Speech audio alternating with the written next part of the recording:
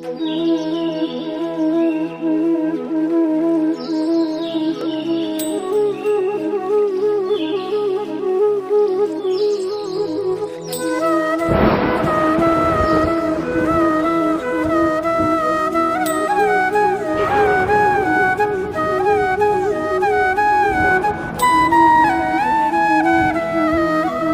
विद्यार्थी मित्रांनो, मी अविनाश पाटील ई लर्निंगमध्ये आपलं सगळ्यांचं मनापासून हार्दिक स्वागत करतो। आज आपण जो आर्ट इयत्ता 10वीच्या इंग्रजीच्या पाठ्यपुस्तकातील 1.4 बी स्मार्ट या लेसनचे ॲक्टिव्हिटीज आपण या व्हिडिओच्या मार्फत समजून घेणार आहोत। सुरुवातीला वेळेअभावी आपल्याला या पाठावरच्या ॲक्टिव्हिटीज घेता आल्या नव्हत्या। फक्त तो लेसन आपण पॅसेज समजून त्यानंतर त्याच्यावरचं इंग्लिश वर्कशॉप समजून घेतलं होतं। तर या लेसनवर कशा प्रकारच्या ॲक्टिव्हिटीज विचारल्या जातील ते आज आपण या व्हिडिओच्या मार्फत समजून घेणार आहोत। चला तर मग सुरुवातीला पाहूयात बी स्मार्ट या पाठावरील पहिला परिच्छेद। पहिला जो पॅसेज आहे तो सेटिंग गोल्स हॅड पासून टाइम बाउंड पर्यंत। तर या पाठावर पहिली ॲक्टिव्हिटी नंबर 1 अशा प्रकारे विचारली जाईल। Simple factual activity, fill in the blanks by choosing appropriate words from the brackets. या ठिकाणी कंसामध्ये त्याने काही शब्द दिलेले आहेत, चॅलेंजिंग, हेल्म, मेथोडॉलॉजी आणि इल्युमिनेट। तर हे शब्द आपल्याला योग्य त्या ठिकाणी वापरायचे आहेत, भरायचे आहेत। पहिलं वाक्य या ठिकाणी दिलेलं आहे, गोल्स डॅश द पाथ। या ठिकाणी आपण इल्युमिनेट हा शब्द भरू शकतो। Second sentence, setting goals is quite dash. दुसऱ्या वाक्यामध्ये helm. Number 3, goals put one at the dash of life, challenging of life. And number 4, smart goals are a methodology of thinking. या ठिकाणी अंडरलाईन केलेले जे चारही वाक्यांमधले शब्द आहेत ते आपण त्या ठिकाणी त्यांचा उपयोग केलेला आहे। यानंतर ॲक्टिव्हिटी नंबर 2 मध्ये अशा प्रकारचा प्रश्न आपल्याला विचारला जाऊ शकतो। Complex factual activity, why is it necessary to set goals. Goal set करणं हे गरजेचं का आहे? तर याचं उत्तर आपण अशा प्रकारे लिहू शकतो। If there are no goals one is likely to drift away in any direction. जर आपण ध्येय ठरवलं नाही, जर एखाद्याने त्याचं जीवनामध्ये जर ध्येय ठरवलं नाही तर तो दिशाहीन होईल। Setting goals helps one two follow a proper direction in life. आपल्या जीवनाला योग्य दिशा मिळण्यासाठी सेटिंग गोल्स हे खूप मदत करत असतात। याच्यासाठी या प्रश्नाचं उत्तर आपण अशा प्रकारे लिहू शकतो। Now activity number 3, activity based on vocabulary, find the antonyms of the following words from the passage. Opposite words या ठिकाणी आपल्याला लिहायचे, विरुद्धार्थाचे शब्द। पहिला शब्द इथे दिलेला आहे सक्सेस, त्याचा ऑपोजिट वर्ड परिच्छेदच्या साहाय्याने आपण लिहू शकतो failure, past, future, difficult, easy, beginning, end. अशा प्रकारचे शब्द आपण तिथून शोधून लिहू शकतो। Then activity number 4, activity based on contextual grammar, व्याकरणावर आधारित ही ॲक्टिव्हिटी आहे। पहिलं वाक्य या ठिकाणी असं विचारण्यात आलं आहे, setting goals may appear easy but it is quite challenging. आणि सूचना देण्यात आली, अंडरलाईन द जिरण। या वाक्यामध्ये फक्त जिरणला, कृदंतला आपल्याला अंडरलाईन करायची। आयएनजी लागलेला जो कर्ता म्हणून शब्द आलेला आहे सेटिंग, हा त्या वाक्यातला जिरंड आहे आणि शेवटचा चॅलेंजिंग। म्हणून उत्तर लिहिताना setting goals may appear easy but it is quite challenging. आयएनजी लागलेले दोन्ही शब्द जे आहेत सेटिंग आणि चॅलेंजिंग यांना आपण जिरण म्हणून अंडरलाईन केलेली। Number 2, we all have natural talents, add question tag. या वाक्यामध्ये ॲड क्वेश्चन टॅग करत असताना नियमानुसार पहिल्यांदा आपण ते वाक्य पूर्ण जसंच्या तसं लिहिणार आहोत। त्यानंतर फुलस्टॉपच्या जागेवर कॉमा करून वाक्यातलं जे सहाय्यकारी क्रियापद आहे हॅव, त्याला वरचं वाक्य होकारार्थी असल्यामुळे हॅवला आपण नॉट जोडणार आहोत, हॅवंट। आणि जो कर्ता आहे पुरुषवाचक सर्वनाम वी तो घेतला आणि शेवटी प्रश्नचिन्ह। We all have natural talents, comma, haven't we. अशा प्रकारे आपण त्याचं क्वेश्चन टॅग करू शकतो। Then activity number 5, personal response. प्रश्न या ठिकाणी विचारण्यात आलेला आहे, do you have a goal in your life. तुमच्या जीवनामध्ये तुम्ही ध्येय ठरवलेलं आहे का? आणि what efforts will you make to achieve it. आणि ते मिळवण्यासाठी, प्राप्त करण्यासाठी तुम्ही कोणत्या प्रकारचे प्रयत्न करणार आहात? आन्सर याचं आपण अशा प्रकारे लिहू शकतो, yes I do have decide my goal in my life. Yes, मी माझ्या जीवनामध्ये माझ्या जीवनाचं ध्येय ठरवलेलं आहे। या ठिकाणी दोन प्रश्न विचारलेले, त्या दोन्ही प्रश्नांची उत्तर आपल्याला लिहायची. पहिला व्हर्बल क्वेश्चन आहे आणि दुसरा त्याला जोडून एक प्रश्न आहे. व्हर्बल क्वेश्चनच्या उत्तराला तुम्हाला 1 मार्क्स मिळेल आणि दुसऱ्या प्रश्नाच्या उत्तराला सुद्धा तुम्हाला मार्क्स मिळतील. तर येस नो टाईपच्या क्वेश्चनचं उत्तर आपण येस नो मध्ये दिलं आहे. Yes, I do have decided my goal in my life. I aspire to be a top musician.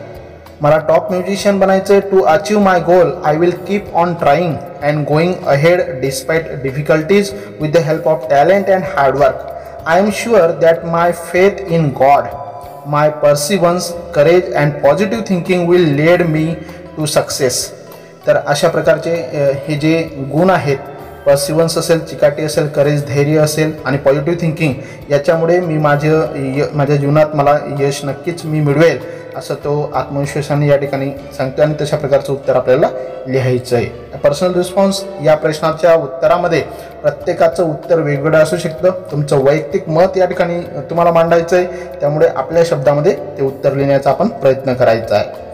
Next, passage number 2 या ठिकाणी दुसरा परिच्छेद दिलेला आहे. Smart goals have a specific rubric पासून टू दॅट पिक्चरपर्यंत सिम्पल फॅक्च्युअल ॲक्टिव्हिटी या ठिकाणी दिलेली. Complete the following web with the words associated with the passage. या ठिकाणी कंपोनंट्स ऑफ सक्सेस असा एक टेबल दिलेला आहे आणि तो टेबल आपण त्या ठिकाणी कंप्लीट करू शकतो.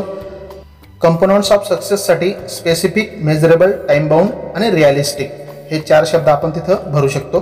देन ॲक्टिव्हिटी नंबर 2 या ठिकाणी दुसरी ॲक्टिव्हिटी दिलेली, complex factual activity. How does quantifying goals help us. ध्येयाची परिमाण निश्चिती आपणास कशी उपयोगी ठरू शकते. तर त्याचं उत्तर आपण अशा प्रकारे लिहू शकतो. परिच्छेदाच्या साहाय्याने quantifying goals help us to provide detail and exact ways to track progress against goals. This makes it easy to benchmark performance throughout the goal period, including areas to improve. In the game of football, the player's exact role and position has to be clearly defined. तर अशा प्रकारे आपण या प्रश्नाचं उत्तर देऊ शकतो. Then activity number 3, activity based on vocabulary. Vocabulary आधारित या ठिकाणी ॲक्टिव्हिटी देण्यात आलेली. Find adjectives from the passage. Describing words आपण याला म्हणू शकतो. प्रश्नामध्ये तुम्हाला याच्याऐवजी ॲडजेक्टिव्हच्या ऐवजी डिस्क्रायबिंग वर्डसुद्धा दिला जाऊ शकतो पर्यायी शब्द म्हणून. तर याला वर्णन करणारे शब्द आपल्याला परिच्छेदामधून शोधून लिहायचे आहेत. पहिला शब्द दिलेला आहे डॅश डॅश एरिया अशा प्रकारचा असेल तर एरियाला ॲडजेक्टिव्ह स्पेसिफिक तिथून आपल्याला शोधून लिहावं लागेल पॅसेजमधून. Number 2 dash dash role, exact role. Number 3 stepping stones आणि क्लिअर पिक्चर. तर या 4ही शब्दांमध्ये अंडरलाईन केलेले जे शब्द आहेत ते या ठिकाणी आपल्याला ॲडजेक्टिव्ह परिच्छेदमधून शोधून लिहावे लागतील. Next, activity number 4, activity based on contextual grammar. पहिलं व्याकरणावर आधारित वाक्य या ठिकाणी दिलेलं आहे. It makes it easier to set parameters, underline the infinitives. या वाक्यामध्ये इन्फिनिटिव्ह आलेलं आहे, त्याला आपल्याला अंडरलाईन करायचं. सुरुवातीला इन्फिनिटिव्ह म्हणजे काय ते समजून घेणं महत्त्वाचं आहे. ते समजलं असेल तर तुम्हाला अंडरलाईन करता येईल.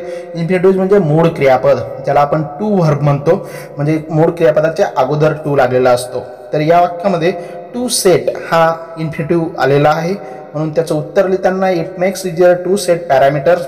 टू सेटला आपण अंडरलाईन करणार आहोत. उत्तरामध्ये पूर्ण वाक्य लिहून जो इन्फिनिटिव्ह त्याला अंडरलाईन करायचं आहे. Then second sentence, this is the place dash dash. Make the sentence bigger by adding a clause. आता ह्या वाक्यामध्ये क्लॉज ॲड करून आपल्याला हे वाक्य वाढवायचं आहे, ते वाक्य आपल्याला अर्थपूर्ण बनवायचं आहे. मग या ठिकाणी दिस इज द प्लेस आणि त्याच्या पुढे मग आपल्या मनानुसार, आपल्या विचारानुसार आपण वाक्य ॲड करू शकतो. या ठिकाणी where I was born. This is the place, हे तेच ठिकाण आहे व्हेअर आय वॉज बॉर्न, जिथं माझा जन्म झाला होता, असं आपण वाक्य त्या ठिकाणी कंप्लीट करू शकतो. कंप्लीट केलेल्या वाक्याला मात्र आपल्याला अंडरलाईन करायची, हे लक्षात ठेवायचं आहे. Number 5, activity number 5. Activity number 5, personal response. Why do you think that your goal should be achievable. तुमचं ध्येय साध्य करण्याजोगं असावं असं तुम्हाला का वाटतं. याचं उत्तर आपण अशा प्रकारे लिहू शकतो. आय थिंक, मला असं वाटतं, I must be very careful about choosing my goal.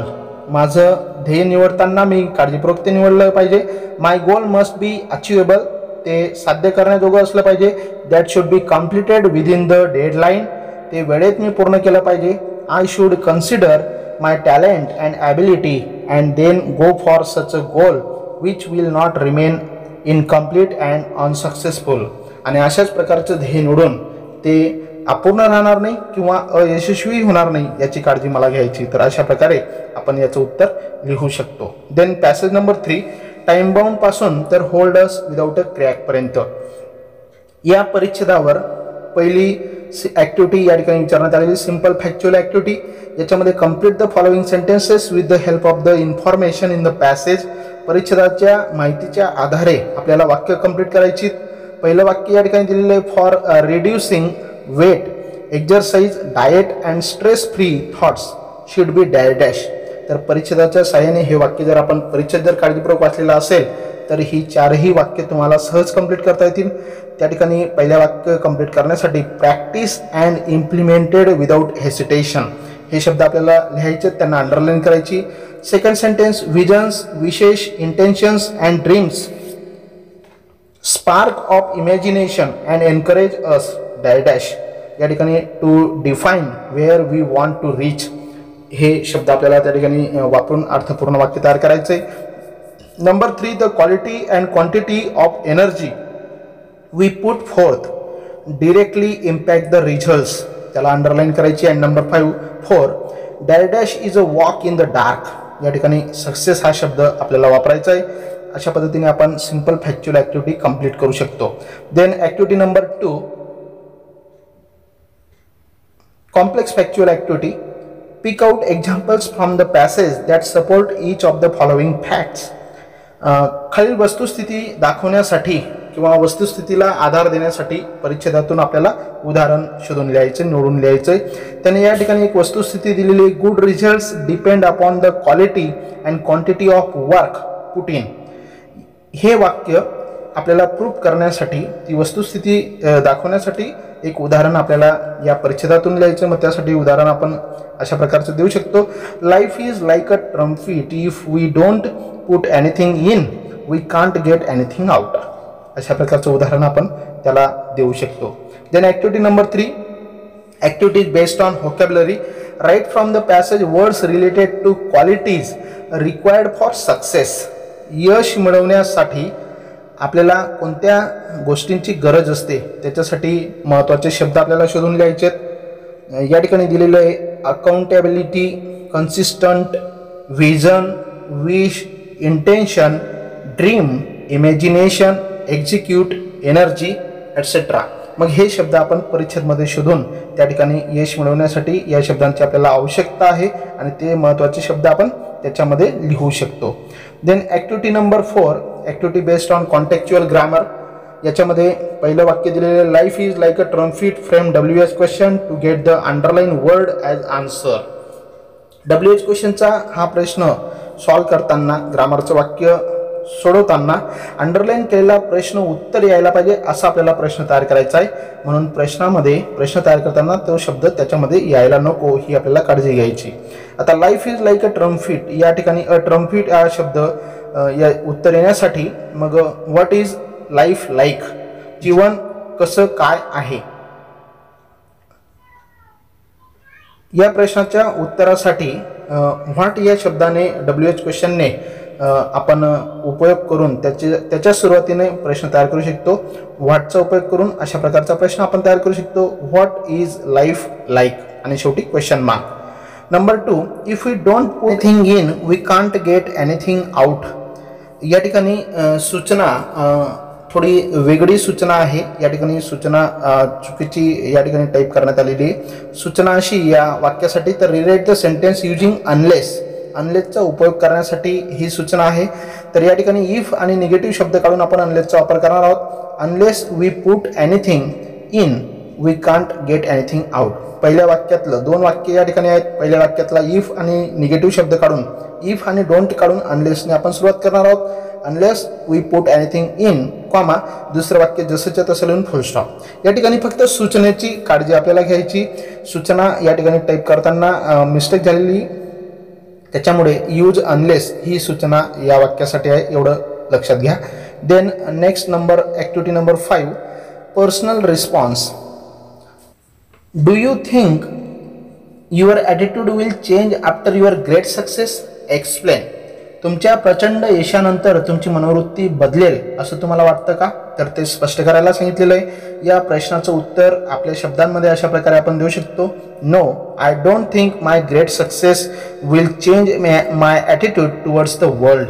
जगाकडे पाहण्याचा माझं यश त्याच्यामध्ये त्या आड कधीच येणार नाही. I shall be as humble as before. मी पूर्वीसारखाच नम्र असेल. I shall not allow my success to go to my head. I shall be always down to earth. I will never trumpet my achievement and will express my views about my success without sounding boastful. Nothing will change in my life. माझ्या यशामुळे माझ्या जीवनावर मी कुठलाही परिणाम होऊ देणार नाही असं त्यांनी थोडक्यात या ठिकाणी मांडलेलं आहे. तर अशा प्रकारे पर्सनल रिस्पॉन्सचं उत्तर सुद्धा आपण देऊ शकतो. तर विद्यार्थी मित्रांनो, या पद्धतीने आपण या बी अ स्मार्ट या पाठावरचे 3 परिच्छेदेच आणि त्यांच्यावर विचारल्या कशा प्रकारच्या ॲक्टिव्हिटीज विचारल्या जातील त्या आपण या व्हिडिओच्या मार्फत समजून घेतल्यात. अगोदरच्या व्हिडिओमध्ये आपण लेसनचा अभ्यास केला होता, त्याचं एक्सप्लेनेशन समजून घेतलं होतं, इंग्लिश वर्कशॉप पाहिला होता. परंतु बोर्डाच्या परीक्षेच्या दृष्टीने ॲक्टिव्हिटीज कशा विचारल्या जातील तो मुद्दा त्या ठिकाणी राहिला होता, म्हणून आपण हा व्हिडिओ तयार केला आहे. तर जास्तीत जास्त इथं 10वीच्या विद्यार्थ्यांपर्यंत हा व्हिडिओसुद्धा शेअर करा. या व्हिडिओच्या डिस्क्रिप्शन बॉक्समध्ये पुन्हा मी बी स्मार्ट या पाठावर आधारित अगोदरच्या एक्सप्लेनेशनची जी लिंक आहे ती लिंक मी याच्या डिस्क्रिप्शन बॉक्समध्ये टाकलेली. तुम्हाला जर तो व्हिडिओ अगोदरचा पाहायचा असेल तर त्या डिस्क्रिप्शन बॉक्समध्ये जाऊन त्या लिंकला क्लिक करून तुम्ही तो पाठ पुन्हा त्याचं एक्सप्लेनेशन समजून घेऊ शकता. माझा हा व्हिडिओ आवडला असेल तर नक्कीच त्याला लाईक करा, जास्तीत जास्त शेअर करा आणि माझ्या यूट्यूब चॅनलला सबस्क्राईब करा. धन्यवाद.